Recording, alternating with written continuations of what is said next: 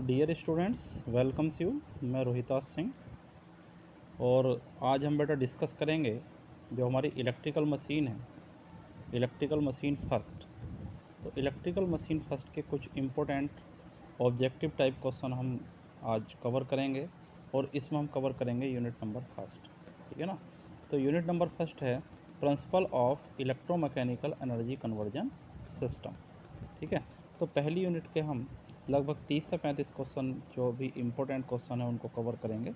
तो इस वीडियो को ध्यान से देखिएगा और वीडियो को पूरी देखिएगा। चलिएगा तो देखते हैं question number first. Question number first कह रहा है an electromechanical energy conversion device is one which converts. तो देखिएगा इलेक्ट्रोमैकेनिकल एनर्जी कन्वर्जन डिवाइस क्या होती है। तो in electromechanical energy conversion device either the electrical energy is converted into mechanical energy और mechanical energy is converted into electrical energy. Okay, तो check करते हैं option number 1 electrical energy to mechanical energy only. तो ये तो गलत है। Mechanical energy to electrical energy only, ये भी गलत है। सी ऑप्शन कह रहा है ऑल ऑफ द मेंशन, यानी ऑप्शन नंबर ए और बी दोनों करेक्ट हैं। ठीक है ना। या तो इलेक्ट्रिकल एनर्जी को मैकेनिकल एनर्जी में कन्वर्ट करते हैं या मैकेनिकल एनर्जी को इलेक्ट्रिकल एनर्जी में। तो इसका राइट आंसर हो जाएगा बेटा option number C. Next question देखते हैं। क्वेश्चन नंबर सेकंड, इसमें देखिएगा वो कह रहा है total mechanical energy input equal to, जो हम मैकेनिकल एनर्जी इनपुट कराते हैं किसी इलेक्ट्रोमैकेनिकल एनर्जी कन्वर्जन डिवाइस में, तो वो किसके बराबर होता है। तो देखिएगा होता क्या है, जैसे ही हम मैकेनिकल एनर्जी इनपुट कराते हैं तो यहाँ पर देखिएगा, यहाँ पर आपका मैकेनिकल डोमेन होता है। ठीक है। यहाँ पर आपका मैग्नेटिक डोमेन और यहाँ पर आपका इलेक्ट्रिकल डोमेन। तो this is the mechanical domain, next is magnetic domain and last is electrical domain. So the mechanical energy is converted into electrical energy via magnetic domain. ठीक है। तो mechanical energy input is equal to what, it will be equal to output electrical energy plus total energy stored in this magnetic circuit plus total energy dissipated, because some energy will be dissipated there. So according to law of conservation of energy, total energy input is equal to total energy output. So output energy is what, this is electrical energy, so this is electrical energy output plus sum of the mechanical energy will be stored in magnetic circuit.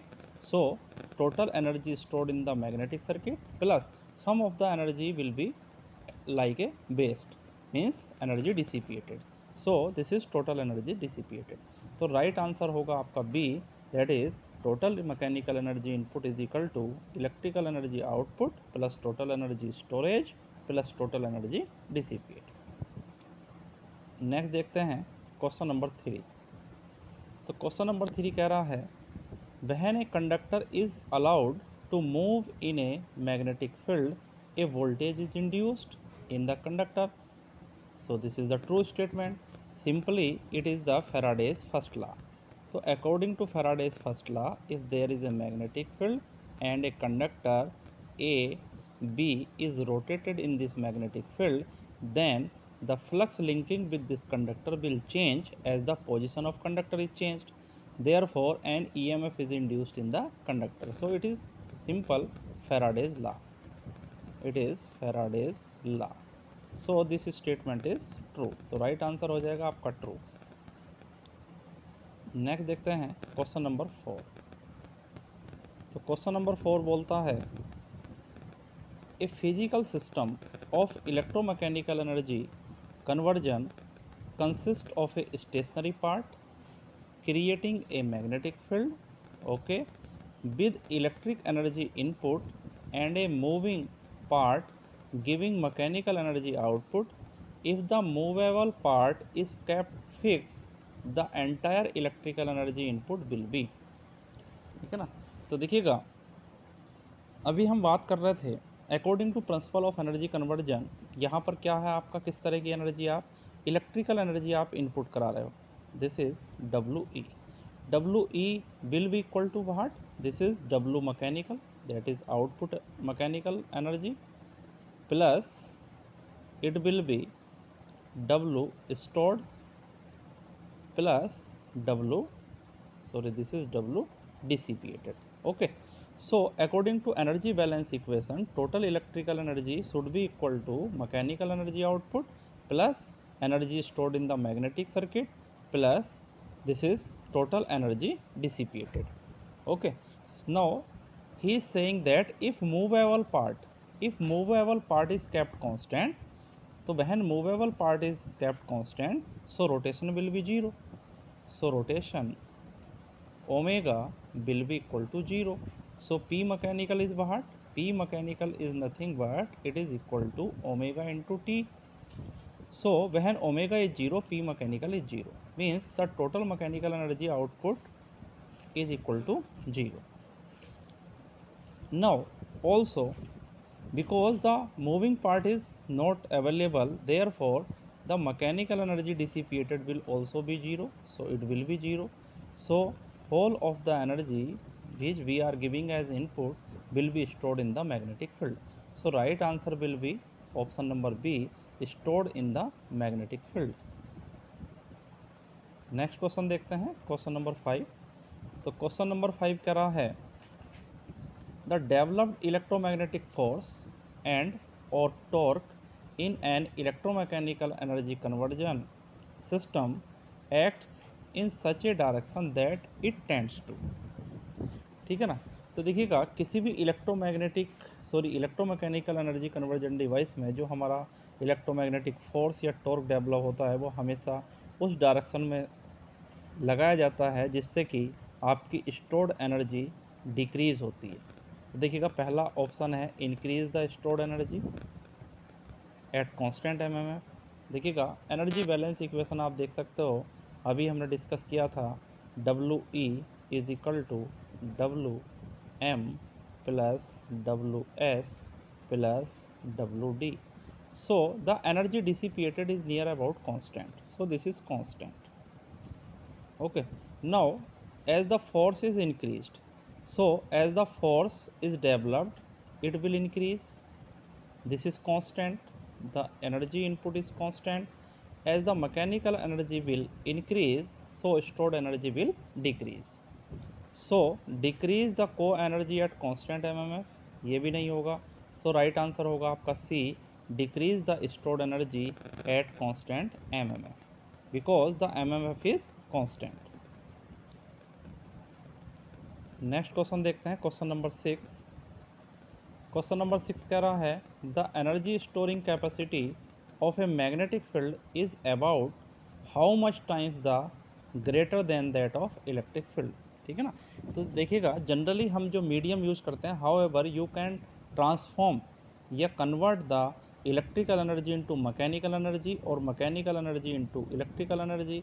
Suppose this is mechanical energy and you can convert it into this is P electrical either, or you can convert it P electrical to P mechanical. So there will be two mediums, first is the magnetic medium and second will be the electrical medium. Okay, so you can convert the energy from one form to another form, that is from mechanical to electrical via two medium, magnetic medium or the electrical medium. But generally in generators and motors we use the magnetic as a medium because it has the higher storing capacity than that of electrical system. Okay, so the question is how much storing capacity of magnetic field is about how much times that of electric field. So the right answer will be D, it will be 25,000. So you can see here the storing capacity of magnetic circuit is very much greater than the electric field. That's why generally we use the magnetic medium for the conversion of energy. Question number 7. Question number 7 कह रहा है when a current carrying conductor is placed in a magnetic field, then a mechanical force is experienced by the conductor. Okay, so this is Faraday's second law. This is Faraday's second law and this is true. So our right answer will be true. Next question देखते हैं, question number 8। Question number 8 कह रहा है electromechanical energy conversion takes place via the medium of. तो अभी हमने discuss किया था कि जो हमारा इलेक्ट्रोमैकेनिकल एनर्जी कन्वर्जन होता है वो हमारा मैग्नेटिक मीडियम के थ्रू भी हो सकता है और वो हमारा इलेक्ट्रिक मीडियम के थ्रू भी हो सकता है। तो पहला ऑप्शन है मैग्नेटिक फील्ड, दूसरा है इलेक्ट्रिक फील्ड और तीसरा है आपका मैग्नेटिक फील्ड और इलेक्ट्रिक फील्ड। तो our right answer will be option number C.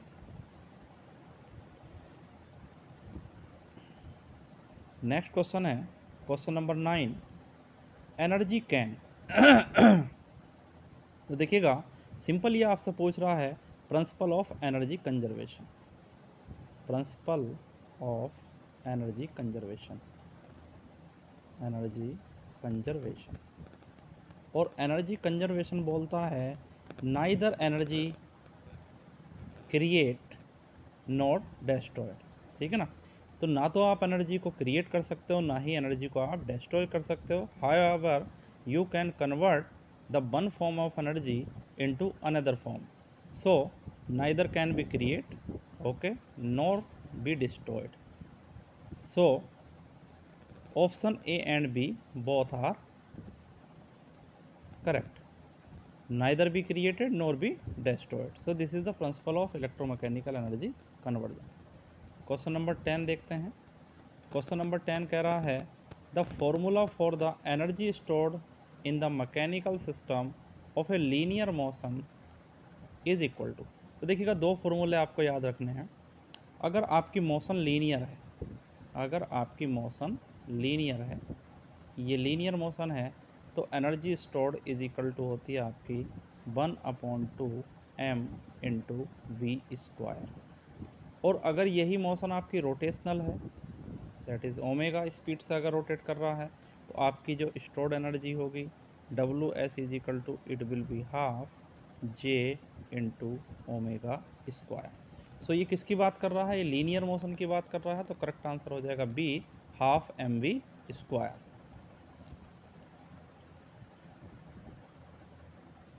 Question number 11 देखिएगा in an electromechanical energy conversion device the coupling field on the. तो ये किसकी बात कर रहा है, कपलिंग फील्ड की बात कर रहा है, किसमें, इलेक्ट्रोमैकेनिकल एनर्जी कन्वर्जन डिवाइस में।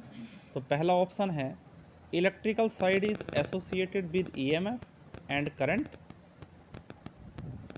तो ये तो बिल्कुल सही है, इलेक्ट्रिकल साइड किससे एसोसिएटेड होगी, आपकी वोल्टेज और करंट से। Second, electrical side is associated with torque and speed. तो ये तो बिल्कुल गलत है। थर्ड देखिएगा mechanical side is associated with EMF and current, ये भी गलत है। और फोर्थ देखिएगा mechanical side is associated with torque and speed from the above the correct statements are. तो ध्यान रखिएगा in an electromechanical energy conversion system the electrical side is associated with voltage and current and mechanical side is associated with torque and speed. तो our correct answer होगा option number C, that is correct option will be first and fourth. Next question देखते हैं, question number 12। A coupling magnetic field must react with which of the following statements.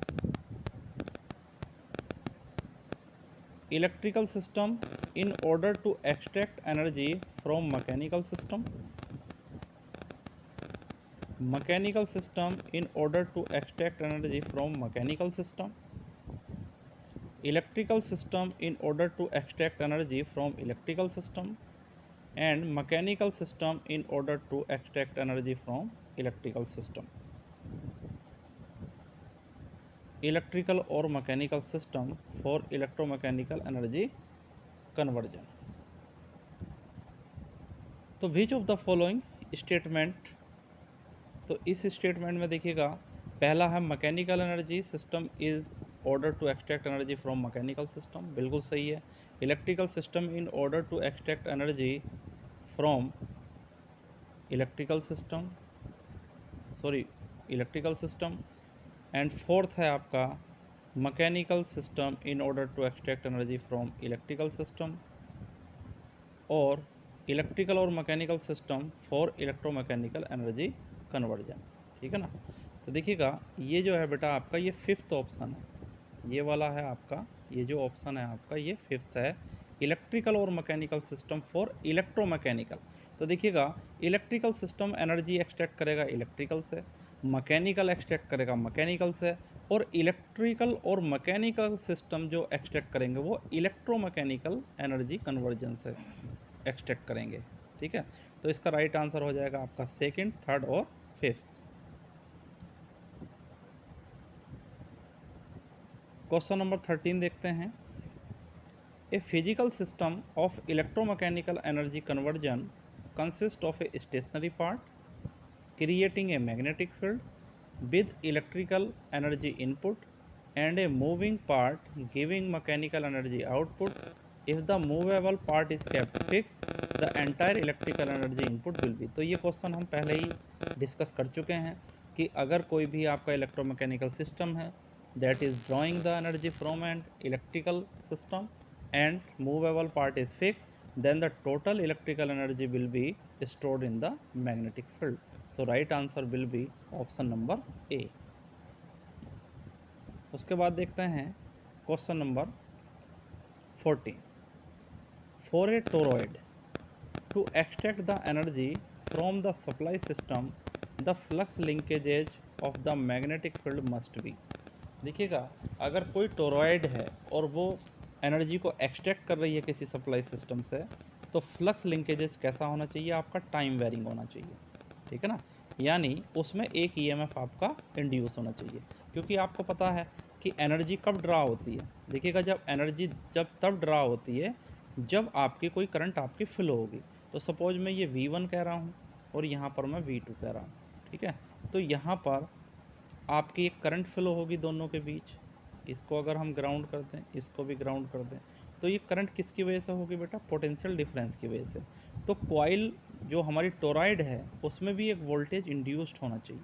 ठीक है ना, और voltage induced होने के लिए फ्लक्स कैसा होना चाहिए आपका, टाइम वेरिंग होना चाहिए। तो इसका राइट आंसर हो जाएगा आपका चेंजिंग एंड और टाइम वेरिंग।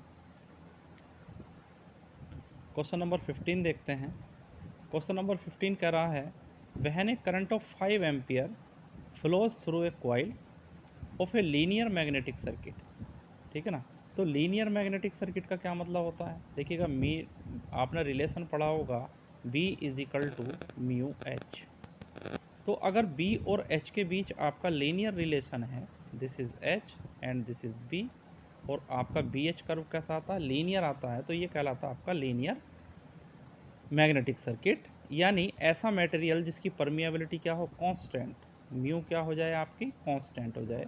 तो ऐसा मटेरियल जिसकी परमिएबिलिटी कांस्टेंट होती है उसका BH कर्व कैसा होता है, लीनियर होता है, और उसका मैग्नेटिक सर्किट भी कैसा होता है, linear. It has flux linkages of 2.4 weber turns. What is the energy stored in the magnetic field of this coil in joules. तो वो कह रहा है कि कितनी करंट फ्लो हो रही है आपकी, I। टोटल फ्लक्स लिंकेजेज देखिएगा साई दे रखा है आपको, साई इज इक्वल टू कितना होता है, N इंटू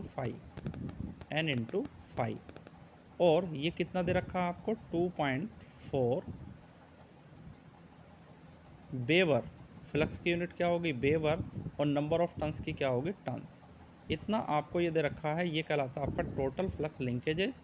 फाई क्या होता है आपका, फ्लक्स लिंकिंग विद 1 टन। एक टन से कितना फ्लक्स लिंक हो रहा है, फाई, तो n टन से कितना हो जाएगा आपका n फाई, और यही कहलाता है आपका total flux linkages.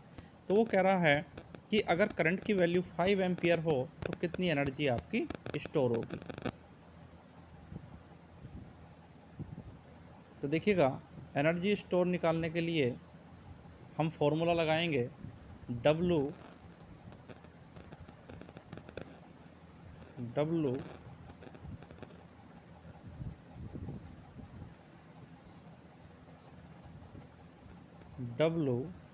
S is equal to 1/2 psi into I. ठीक है ना, एक तो ये फॉर्मूला होता है, या यही किसके बराबर होता है, 1/2 L इंटू आई स्क्वायर। ठीक है ना, क्योंकि आपको पता है आई एल इजिकल टू क्या होता है आपका बेटा, एल इजिकल टू होता है total flux linkages psi divided by I. तो ऐसा साई की वैल्यू आपने निकाल ली, तो साई इजिकल टू कितना हो जाएगा, एल आई। तो आप इसको क्या लिख सकते हैं, 1/2 एल आई स्क्वायर भी लिख सकते हैं। तो it will B 1/2 into Sai कितना दे रखा है आपको 2.4 इंटू आई कितनी दे रखी है आप 5। तो जब इसको आप कैलकुलेट करोगे तो ये आ जाएगा आपका 6 जूल। तो राइट आंसर हो जाएगा आपका 6 जूल। चलिएगा नेक्स्ट क्वेश्चन देखते हैं। नेक्स्ट क्वेश्चन कह रहा है for a linear electromagnetic circuit. तो अभी मैंने बताया कि लीनियर इलेक्ट्रोमैग्नेटिक सर्किट क्या होता है। Which of the following statement is true. तो देखिएगा, जब हम लीनियर इलेक्ट्रोमैग्नेटिक सिस्टम की बात करते हैं तो हमारे पास देखिएगा साई और आई कर्व जो होता है आपका, ये आपका साई है और ये आपका आई है, ठीक है ना। तो जो ये कर्व होता है हमारा वो लीनियर कर्व होता है, लाइक दैट, ये लीनियर कर्व होता है। तो ये एनर्जी बेटा कहलाती है आपकी co energy, this is called as को एनर्जी। और ये एनर्जी कहलाती है आपकी स्टोर्ड एनर्जी। तो आप देख सकते हो due to linear behaviour the total area is divided into two parts. This is called as को energy and this part and both the area are same. तो इसका मतलब लीनियर सिस्टम के लिए जो हमारी फील्ड एनर्जी होगी, field energy will be equal to coenergy. तो ध्यान रखिएगा, जब भी आपका इलेक्ट्रोमैग्नेटिक सिस्टम लीनियर होगा उस केस में आपकी को एनर्जी और फील्ड एनर्जी दोनों बराबर होंगी। तो आपने डिस्कस किया होगा जब आपने मशीन पढ़ी होगी। नेक्स्ट क्वेश्चन देखते हैं, क्वेश्चन नंबर 17। तो 17 में कह रहा है consider a magnetic relay with a linear magnetization curve. फिर वही बात कर रहा है, लीनियर की बात कर रहा, in both of its open and closed position. यानी जब रिले आपकी ओपन रहेगी या क्लोज रहेगी, दोनों के केस में मैग्नेटिक सर्किट कैसा होगा आपका, V is equal to mu H, mu will be constant, linear होगा। What happens to the electrical energy input to the relay when the armature move slowly from open position to close position, ठीक है ना। वो कह रहा है कि जब आपका आर्मेचर, रिले का जो आर्मेचर है मूव करेगा, स्लोली मूव करेगा, ठीक है ना। तो आपने ये सिस्टम पढ़ा होगा, देखिएगा ये सिस्टम आपने पढ़ा होगा, this is singly excited system, this is singly excited system. तो ये आपकी एक रिले होती है, ये आर्मेचर होता है, ठीक है ना। तो जब आर्मेचर आपका स्लोली मूव करेगा तो उस समय बेटा जो रिलेशन होगा, total electrical energy input will be equal to W mechanical upon 2 plus W field upon 2। यानी जब स्लोली मूवमेंट होगा तो मैकेनिकल एनर्जी कितनी मिलेगी आपको, हाफ मिलेगी, और फील्ड एनर्जी भी आपको हाफ मिलेगी, ठीक है ना। तो ये राइट आंसर हो जाएगा आपका W electrical is equal to W mechanical upon 2 plus W field upon 2। Next question देखते हैं, question number 18।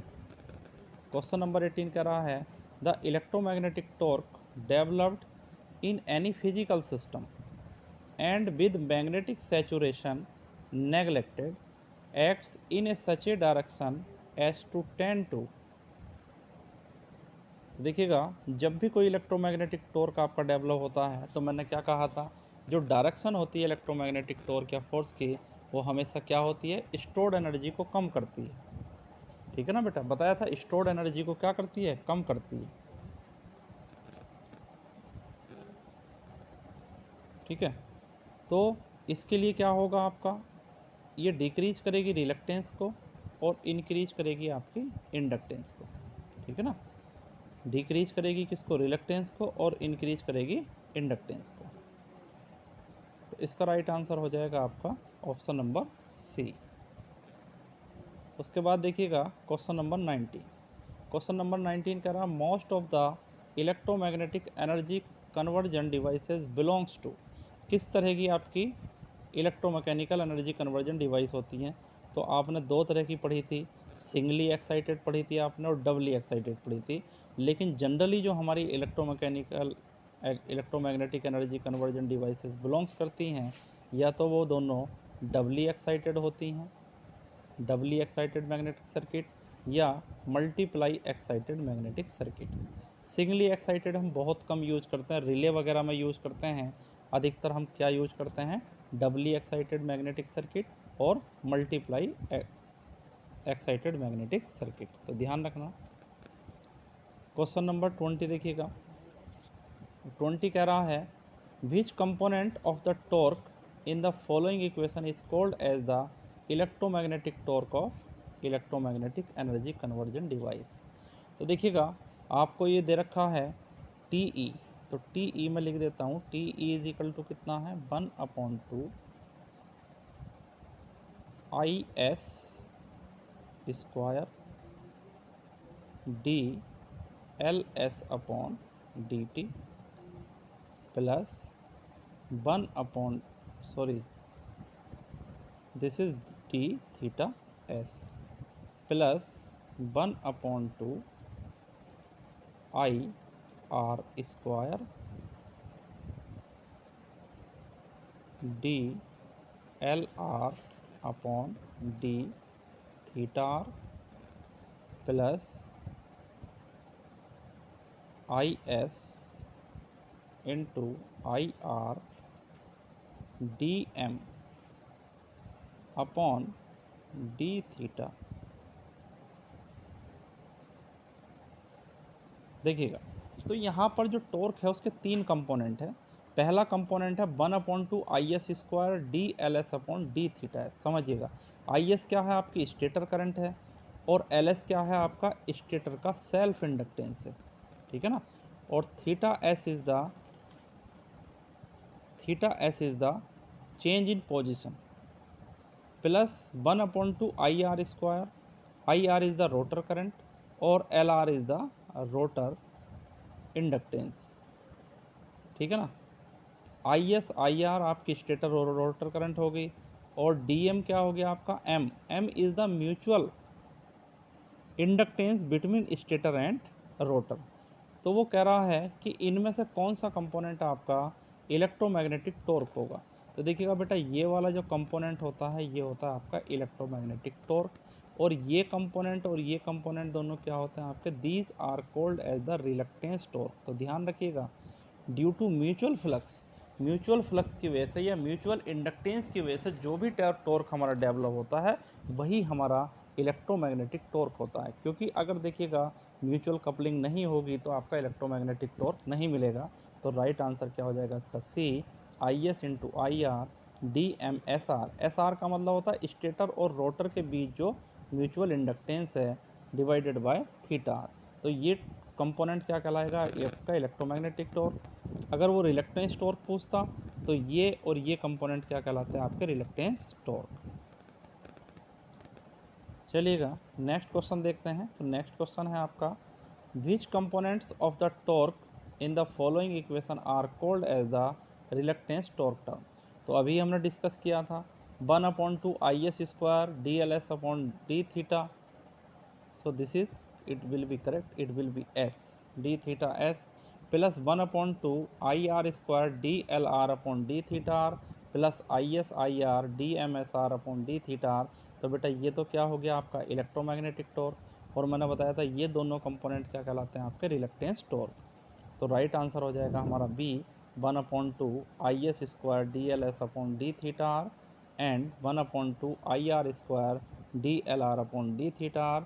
These both the components are the components of reluctance torque. Question number देखिएगा 22 कह रहा है which of the following statement are true about electromagnetic torque and reluctance torque. ठीक है ना। तो किसके बारे में बात कर रहा है वो, इलेक्ट्रोमैग्नेटिक टॉर्क और रिलक्टेंस टॉर्क की बात कर रहा है। तो electromagnetic torque can exist only if both winding carry current. वो कह रहा है कि इलेक्ट्रोमैग्नेटिक टॉर्क तभी डेवलप होगा जब दोनों वाइंडिंग में आपके करंट होगी। बिल्कुल सही है, क्योंकि म्यूचुअल इंडक्शन आपका तभी होगा जब दोनों वाइंडिंग में आपके करंट फ्लो होगी। तो पहला ऑप्शन आपका करेक्ट हो गया। फिर कह रहा है reluctance torque develops on the direction of current, depends on the direction of current in stator और रोटर। तो बेटा देखिएगा आप लोगों को बता दूं, अभी हमने डिस्कस किया था कि जो रिलक्टेंस टॉर्क होता है टो आर वो होता है आपका 1/2 आई स्क्वायर, मैं जनरल फार्मूला लिख रहा हूँ, either you can use for stator side और rotor side, this is D L upon D theta. तो देखिएगा यहाँ पर करंट का स्क्वायर हो रहा है, तो आप चाहे करंट की पॉजिटिव वैल्यू लो, चाहे आप करंट की निगेटिव वैल्यू लो, हमेशा जो रिलक्टेंस टॉर्क होगा वो आपका पॉजिटिव होगा। इसका मतलब जो रिलक्टेंस टॉर्क है हमारा वो करंट की डायरेक्शन पर डिपेंड नहीं करता है। तो दूसरा स्टेटमेंट आपका बिल्कुल गलत हो जाएगा, तो second statement will be wrong. Third देखिएगा, reluctance torque does not depend on the direction of current in stator और रोटर बाइंडिंग, तो ये बिल्कुल करेक्ट है। फोर्थ देखिएगा, electromagnetic torque depends on the direction of current I S and I R, बिल्कुल सही है, क्योंकि जो हमारा इलेक्ट्रोमैग्नेटिक टॉर्क होता है वो होता है I S into I R. तो अगर one of the current will be change in direction then the torque will be negative. So fourth point भी आपका बिल्कुल करेक्ट है। फिफ्थ देखिएगा, electromagnetic torque does not depend on the direction of current, ये गलत है। रिलक्टेंस टॉर्क हमारे current की डायरेक्शन पर नहीं डिपेंड करते, जबकि हमारा जो इलेक्ट्रोमैग्नेटिक टॉर्क है वो करंट की डायरेक्शन पर डिपेंड करते हैं। तो फाइनली जो आंसर होगा आपका वो होगा सी, पहला स्टेटमेंट करेक्ट था, थर्ड करेक्ट था और स्टेटमेंट 4 करेक्ट था। देखिएगा बेटा ये बहुत ही इंपॉर्टेंट क्वेश्चंस हैं और पूरे के पूरे ये क्वेश्चन इस पूरी यूनिट को कवर करते हैं, इसलिए वीडियो को आखिर तक देखिएगा और वीडियो को आप लाइक करिएगा, शेयर करिएगा और स्टूडेंट के साथ। और नेक्स्ट वीडियो आएगी वो बहुत इंपॉर्टेंट है आपकी, जिसमें हम पूरी डीसी मशीन कवर करेंगे और ट्रांसफार्मर कवर करेंगे, इसलिए चैनल को आप सब्सक्राइब कर लें जिससे कि आपको नोटिफिकेशन मिल जाए और टाइम से आप वीडियो देख के इसका लाभ उठा सकें। क्वेश्चन नंबर 23 देखिएगा, singly and doubly excited magnetic systems applications are respectively, यानी वो पूछ रहा है कि सिंगली एक्साइटेड और डबली एक्साइटेड सिस्टम की एप्लीकेशन क्या क्या होंगी। तो देखिएगा, loudspeaker and tachometers, second option है synchronous motor and moving iron instrument, DC shunt machine and solenoids, fourth है रिलक्टेंस मोटर। देखिएगा जो रिलक्टेंस मोटर होती है हमारी सिंगली एक्साइटेड होती है और रोटर में कोई सप्लाई हम नहीं देते हैं। सारे ऑप्शन आपको करेक्ट लगेंगे, ध्यान से देखिएगा। सिंक्रोनस मोटर हमारी डबली एक्साइटेड होती है क्योंकि हम फील्ड को भी सप्लाई देते हैं, ठीक है ना। इस मोटर में हम क्या करते हैं, फील्ड को भी सप्लाई देते हैं और स्टेटर को भी 3 फेज सप्लाई देते हैं। तो सिंक्रोनस मोशन मोटर हमारी डबली एक्साइटेड, जबकि रिलक्टेंस मोटर क्या होती है हमारी सिंगली एक्साइटेड। तो these are the examples of singly excited and doubly excited systems. Next question देखिएगा, क्वेश्चन नंबर 24 कह रहा है electromagnetic torque in rotating electrical machinery is present when stator winding alone carries current. अकेला तो कभी भी नहीं हो सकता, क्योंकि मैंने कंडीशन बताई थी आपको, इलेक्ट्रोमैग्नेटिक टॉर्क तभी होता है जब दो वाइंडिंग के बीच म्यूचुअल इंडक्शन हो, और म्यूचुअल इंडक्शन होने के लिए दोनों वाइंडिंग में आपकी करंट होना जरूरी है। Rotor winding alone carries current, ये भी नहीं हो सकता है। Air gap is uniform, air gap का कोई मतलब नहीं होता है। Both stator and rotor winding carries current, जब दोनों वाइंडिंग में आपकी करंट फ्लो होगी तभी आपका इलेक्ट्रोमैग्नेटिक टॉर्क डेवलप होगा। तो इसका राइट आंसर हो जाएगा ऑप्शन नंबर डी। उसके बाद देखिएगा क्वेश्चन नंबर 25 कह रहा है all practical electromechanical energy conversion devices makes use of magnetic field rather than the electric field as the coupling medium, this is because। देखिएगा मैंने अभी आप लोगों को बताया था, जब हमने पीछे क्वेश्चन पढ़ा था, तो जो स्टोरिंग कैपेसिटी होती है मैग्नेटिक सर्किट की that is 25,000 times of storing capacity of electrical system. So right answer होगा in magnetic field system the normal magnetic flux density the stored energy density is high. तो इसका right answer हो जाएगा आपका option number D.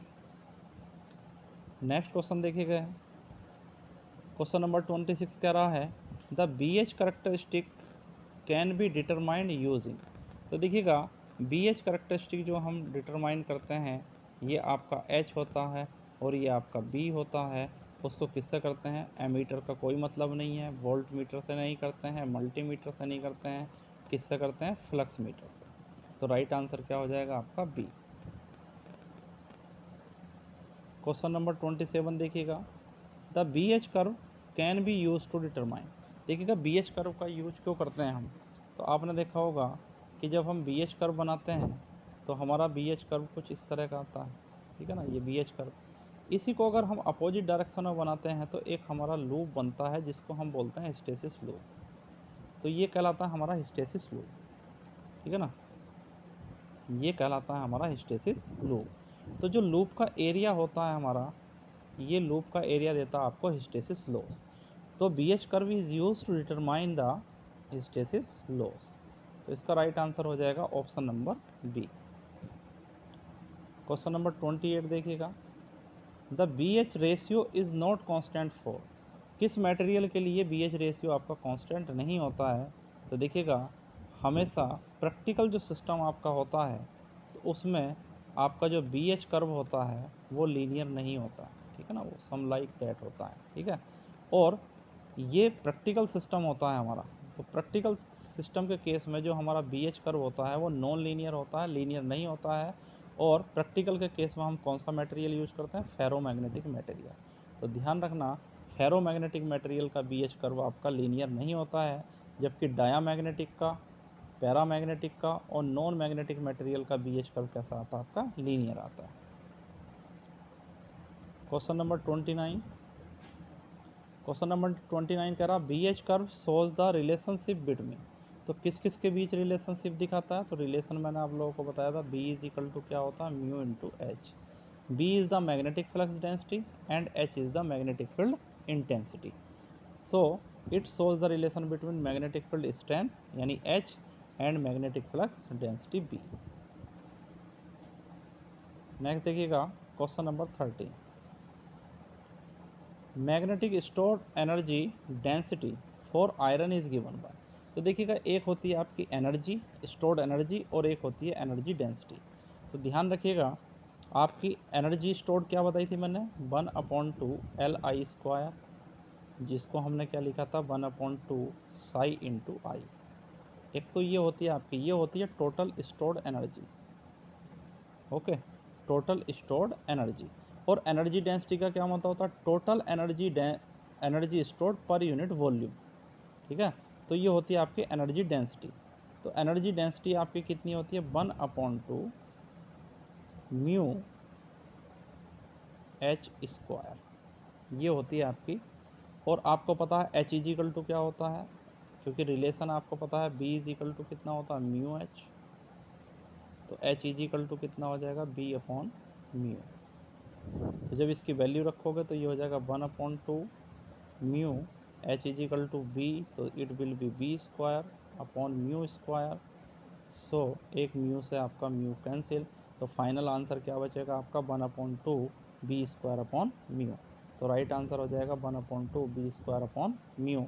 या वो इस आपको H के टर्म में भी पूछ सकता था, energy density 1/2 mu H²। Question number 31 देखिएगा, the energy stored in a magnetic field is given by, ठीक है ना, where L is equal to self inductance and RL is the reluctance. तो देखिएगा सिंपल सा फॉर्मूला है, आप लोगों को बताया था एनर्जी स्टोर्ड कितनी होती है, हाफ एल आई स्क्वायर या 1/2 साई इंटू आई। तो आप चेक कर सकते हैं ऑप्शन, पहला ही ऑप्शन आपका करेक्ट है, 1/2 Li²।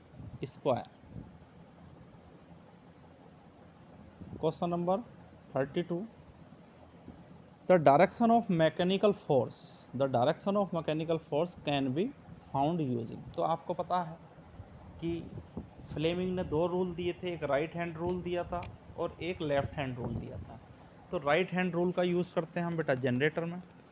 तो फ्लेमिंग राइट हैंड रूल किस में यूज़ करते हैं हम, ये तो जनरेटर में यूज़ करते हैं, जो हमारी करंट की डायरेक्शन देता है या ईएमएफ की डायरेक्शन देता है, तो ये तो गलत हो जाएगा।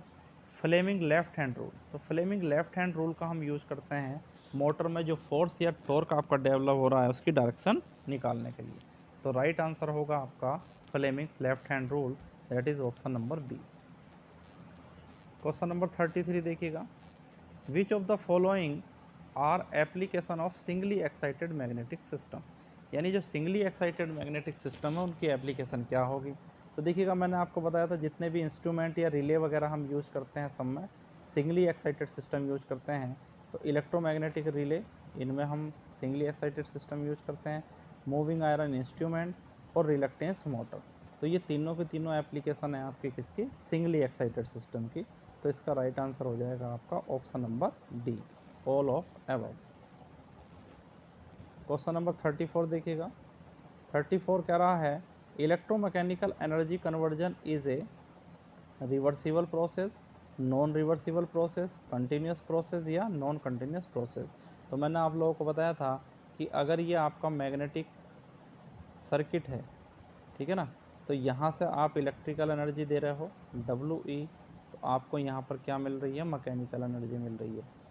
या आप इसका रिवर्स कर सकते हो, यहाँ पर आप मैकेनिकल एनर्जी दे रहे हो तो यहाँ पर आपको क्या मिलेगी, इलेक्ट्रिकल एनर्जी मिलेगी। तो ये किस तरह की प्रोसेस है बेटा, ये है आपकी रिवर्सिबल प्रोसेस। तो electromechanical energy conversion is a reversible process. आज का नेक्स्ट और लास्ट क्वेश्चन देखते हैं, question number 35। Which of the following is not a method of electromechanical energy conversion. इनमें से कौन सा आपका मेथड इलेक्ट्रोमैकेनिकल एनर्जी कन्वर्जन का नहीं है। देखिएगा, in case of electromechanical energy conversion a force acts on a conductor, बिल्कुल सही है। फोर्स ऑन ए कैपेसिटर, अगर इलेक्ट्रिकल मीडियम आप यूज़ करते हो तो आपका कैपेसिटर पर फोर्स लगेगा। और फोर्स ऑन द आयरन, ये भी आपका बिल्कुल सही है। फोर्स ऑन ए मैग्नेट, ये बिल्कुल गलत है। तो किसी भी इलेक्ट्रोमैकेनिकल एनर्जी कन्वर्जन में मैग्नेट पर आपका कोई फोर्स नहीं लगता है। तो राइट आंसर हो जाएगा आपका बी। तो बेटा ये थे हमारे 35 बहुत ही इंपॉर्टेंट क्वेश्चन जो इलेक्ट्रिकल मशीन फर्स्ट की पहली unit principle of electromechanical energy conversion पर बेस्ड थे। इसके बाद 2 वीडियो और आपकी आएंगी इलेक्ट्रिकल मशीन फर्स्ट की, जिसमें बेटा हम कवर करेंगे डीसी मशीन। एक वीडियो में हम कवर करेंगे डीसी मशीन और दूसरी वीडियो में हम कवर करेंगे transformer, single phase and 3 phase. तो आपकी 2 यूनिट यहाँ कवर होंगी और 2 यूनिट आपकी यहाँ कवर हो जाएगी। इस तरह से आपकी इलेक्ट्रिकल मशीन फर्स्ट की 5 यूनिट कवर हो जाएंगी। इसलिए आप चैनल को सब्सक्राइब कर लीजिए, चैनल को आप सब्सक्राइब कर लें और वीडियो को आप लाइक और शेयर कर दें। चैनल को सब्सक्राइब आप करोगे तो आपको आने वाली वीडियो का नोटिफिकेशन मिल जाएगा and you will find the video without wasting your time. So guys, आज के लिए इतना ही। Thank you.